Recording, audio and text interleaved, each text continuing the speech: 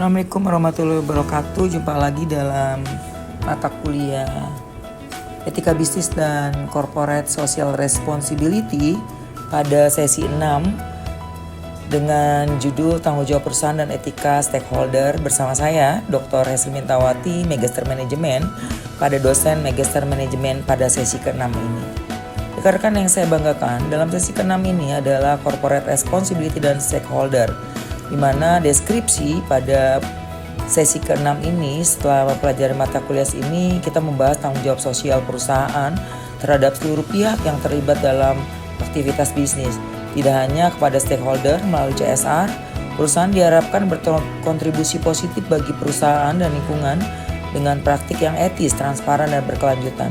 Konsep ini menuntut keseimbangan antara keuntungan ekonomi, kesejahteraan sosial, dan kelestarian lingkungan, sehingga bisnis dapat berjalan secara etis, adil, dan bertanggung jawab bagi semua pemangku kepentingan. Rekan-rekan yang saya banggakan, pada sesi 6 ini, pada referensinya Joseph Desjardins pada tahun 2024 dengan bisnis buku etis, yaitu Stephen P. Robin, Mary Coulter, Management dalam Praktis Hal 2011, dan juga Laura P. Hartman, Joseph R. Desjardins, Bisnis Etis pada tahun 2010.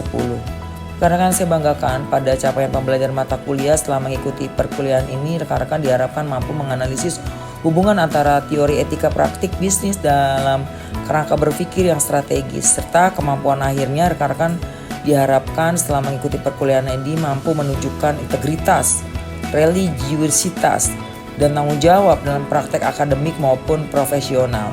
Pada capaian pembelajaran mata kuliah yang ke-1 adalah etika bisnis dan tanggung jawab sosial perusahaan, di mana dalam etika bisnis dan tanggung jawab perusahaan di sini dalam buku etis Christian Becker dan juga Crane dan Martin mengatakan bahwa untuk mengidentifikasi pihak-pihak yang berhak menjadi stakeholder perusahaan, menetapkan hak moral mereka, dan menentukan tanggung jawab moral spesifik perusahaan terhadap mereka.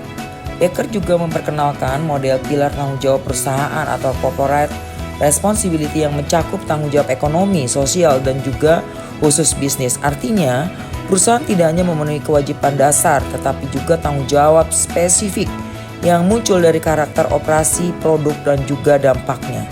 Andre Crane dan juga Dick Martin mengatakan bahwa menempatkan tanggung jawab korporasi, corporate responsibility, dan etika stakeholder sebagai inti dari etika bisnis kontemporer. Ini mereka menggabungkan antara teori klasik dan konteks modern untuk menunjukkan bahwa perusahaan harus berperan sebagai corporate citizen, berkontribusi pada masyarakat, lingkungan, dan juga ekonomi secara adil.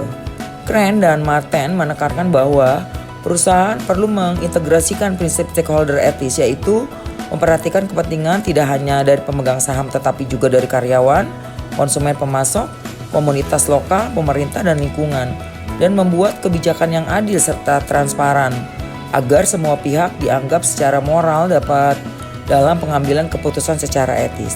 Pada tanggung jawab sosial perusahaan atau corporate social responsibility, di sini dalam artinya komitmen perusahaan untuk bertindak etis dan berkontribusi pada pembangunan ekonomi berkelanjutan dengan memperhatikan kesejahteraan karyawan, komunitas lokal, dan juga lingkungan sekitar. Menurut Crane, bahwa CSR mencakup tanggung jawab perusahaan terhadap 3 aspek yang disebut triple bottom line, di mana profit adalah keuntungan ekonomi, people adalah kesejahteraan sosial, dan juga planet kelestarian lingkungan. Sementara Christian Becker merupakan bagian dari corporate moral responsibility, yaitu tanggung jawab moral yang timbul dari dampak operasional perusahaan terhadap manusia dan juga lingkungan. Perusahaan wajib mempertimbangkan nilai-nilai etis dalam setiap tahap aktivitas. Tujuan CSR di sini meningkatkan kesejahteraan masyarakat sekitar, melestarikan lingkungan hidup, menjaga reputasi kepercayaan publik,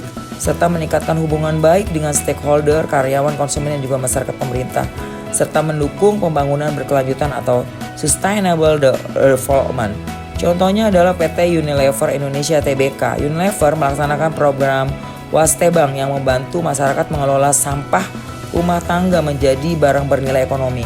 Program ini meningkatkan pendapatan masyarakat sekaligus menjaga kebersihan lingkungan. Contoh kedua, PT Pertamina Persero.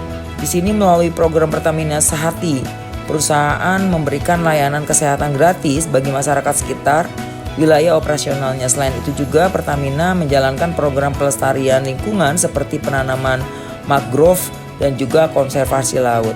Contoh ketiga, PT Telkom Indonesia melalui Digital Talent Scholarship.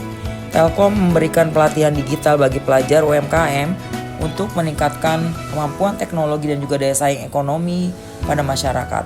Kesimpulan dari CSR bukan hanya kewajiban hukum tetapi juga tanggung jawab moral dan sosial yang mencerminkan nilai etika perusahaan terhadap manusia dan lingkungan. Melalui CSR, perusahaan tidak hanya mencari keuntungan tetapi juga membangun hubungan yang harmonis dengan para stakeholder serta berkontribusi nyata terhadap kesejahteraan sosial dan keberlanjutan serta lingkungan. Rekan-rekan yang saya banggakan, pada capaian pembelajaran mata kuliah yang kedua yaitu etika pemangku kepentingan atau stakeholder ethics. Pengertian etika pemangku kepentingan atau stakeholder ethics di sini adalah suatu prinsip moral yang mengatur bagaimana perusahaan memperlakukan semua pihak atau stakeholder yang terlibat atau terdampak oleh aktivitas bisnisnya secara adil, transparan, dan tanggung jawab.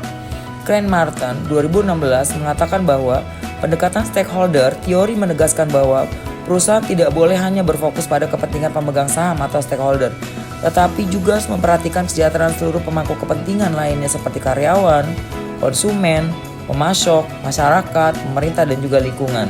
Sementara Christian E. Becker menekankan bahwa stakeholder ethics merupakan bagian dari moral responsibility of business, di mana setiap keputusan perusahaan harus mempertimbangkan dampak etis terhadap manusia dan ekosistem sosial. Keberhasilan bisnis diukur bukan hanya dari keuntungan, tetapi juga dari seberapa besar manfaat moral dan sosial yang diberikan. Tujuan stakeholder ethics di sini satu, menjaga hubungan harmonis antara perusahaan dan juga para pemangku kepentingan. Yang kedua, menumbuhkan kepercayaan dan juga loyalitas publik. Yang ketiga, mendorong transparansi keadilan dalam pengambilan keputusan. Yang keempat, menjamin bahwa kebijakan bisnis tidak merugikan pihak manapun. Yang kelima, mendukung keberlanjutan sosial dan juga lingkungan. Contoh satu perusahaan Apple Inc. Apple menerapkan kode etik yang ketat untuk pemasoknya agar tidak melakukan eksploitasi tenaga kerja terutama di negara berkembang. Mereka juga memastikan bahwa baku diperoleh secara etis tanpa merusak lingkungan.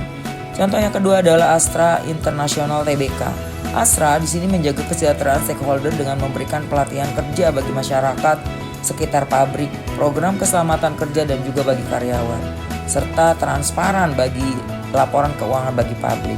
Yang ketiga, perusahaan Starbucks. Perusahaan Starbucks di sini menekankan pada prinsip fair trade coffee, yaitu membeli kopi langsung dari petani dengan harga yang adil dan mendukung program pemberdayaan masyarakat lokal. Rekan-rekan yang saya banggakan, pada sesi ke-6 ini merupakan sesi kesimpulan bahwa lebih lanjut di sini dikatakan bahwa konsep tanggung jawab perusahaan dan etika stakeholder menekankan bisnis bukan sekedar sarana untuk mencari keuntungan, melainkan juga entitas moral yang memiliki kewajiban sosial terhadap masyarakat dan lingkungan melalui penerapan corporate social responsibility. Perusahaan diharapkan memberikan kontribusi nyata bagi kesejahteraan sosial dan juga pelestarian lingkungan. Prinsip etika pemangku kepentingan ini menegaskan bahwa tanggung jawab perusahaan tidak hanya terbatas pada pemegang saham tetapi juga mencakup seluruh pihak yang berdampak oleh aktivitas bisnis seperti karyawan, pelanggan, pemasok, dan juga komunitas lokal. Selain itu, keseimbangan antara kepentingan ekonomi, sosial, dan lingkungan menjadi landasan penting agar keberlangsungan bisnis dapat terjaga tanpa mengorbankan nilai kemanusiaan yang dalam keadilan sosial. Lebih lanjut, akuntabilitas dan transparansi menjadi kunci utama dalam membangun kepercayaan publik terhadap perusahaan. Setiap keputusan dan kebijakan harus dapat dipertanggungjawabkan secara etis dan terbuka oleh para pemangku kepentingan.